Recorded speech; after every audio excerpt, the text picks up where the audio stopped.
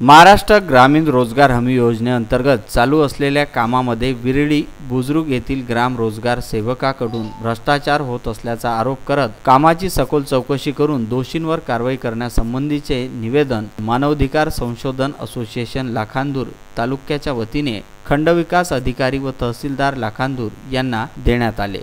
ग्रामीण भागात जी कामे सद्यस्थितीत जोमाने चालू असल्यामुळे बेरोजगारांच्या हाताला काम मिळाला आहे, मात्र संबंधित यंत्रणा या कामात भ्रष्टाचार करीत असल्याच्या घटना मोठ्या प्रमाणात समोर येत असून नुकत्याच लाखांदूर तालुक्यातील राजनी व डांबेविर्ली येथील रोजगार सेवकांनी रोजगार हमी योजनेअंतर्गत बोगस मजुरांची नावे दाखवून अपहार केल्याचे उघडकीस आले आहे। दरम्यान असोसिएशनने दिलेल्या निवेदनानुसार तालुक्यातील विर्ली भुज ग्रामपंचायत अंतर्गत महाराष्ट्र ग्रामीण रोजगार हमी योजनेच्या कामात देखील असाच काहीसा प्रकार झाला असून रोजगार सेवक बंडू देवाजी हुमने यांनी मनमानी कारभार चालविला, रोजगाराची फसवणूक केली व दिशाभूल करीत असल्याचे आढळून येत आहे। आदी संदर्भात निवेदन देण्यात आले। प्रवीण भोंदे, विदर्भ न्यूज, भंडारा।